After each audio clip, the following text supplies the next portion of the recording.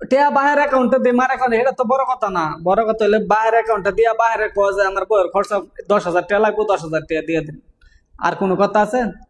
Phone করে কয় কি যে ইয়া আব্বার অ্যাকাউন্টে টাকা পাঠাইছি, তুমি আব্বার এনতে খরচের টাকা নিও।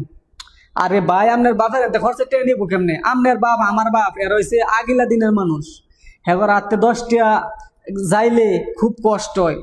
তা আপনার বউয়ে গিয়ে কেমনে চাইবো আপনার আপনার বাপেরটাই যে শ্বশুর আব্বা আমার ইয়া 1,000 টাকা দিন, তখন বাহায় জিগাইবা শ্বশুরে জিগাইবো যে ইয়া টাকা দা কে আর তা, তখন বউটা কি জব দিব? তার কত কিছু গুফন গাফন কত কিছু লাগে, কত মেডিসিন কত কিছু লাগে একটা বউয়ের। আপনি জামাই, আপনি তো জানেন অবশ্যই। তো তার শ্বশুর লাগে জবটা কি দিব?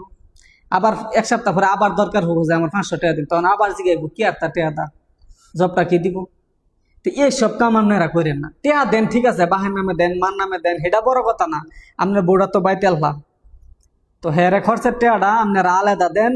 একটা বউ বাড়িতে অনেক কষ্টের পরে থাকে, ঠিক আছে, সংসারটা সামাইলা, ছেলে মেয়ে সামাইলা, এরপরে সংসারটা গুছায় নেয়। এও যদি শান্তি না দেন আপনারা, যারা ফরকিয়া করলে বয়েন্তের দোষ হয়েছে, ঠিক আছে। তো এগুলা কইলে আবার অনেকের গায়ে লাগিয়ে জায়গা কইতাম চাই না বেশি।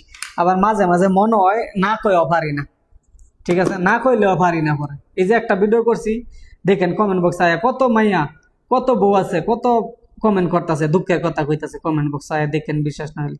এগুলা কি তারা মিথ্যা মিথ্যি কয়? সব সত্যি, ঠিক আছে। তাও যারা কমেন্ট করতে না পারেন, আপনারা ইনবক্সে ভয়েস পাঠাইবেন বা লেখা পাঠাইবেন, আপনাদের কথাগুলো আমি তুলে ধরম। টিকটকে আমার ফেসবুক আইডির লিঙ্ক দেওয়া আছে, মেসেঞ্জারে গিয়ে ভয়েস দিবেন বা লেখা পাঠাবেন, আপনাদের নাম পরিচয় সব গোপন লাগে, আপনাদের কথাগুলো আমি তুলে ধরম। কথা ক্লিয়ার? ভালো থাকবেন সবাই, ওকে।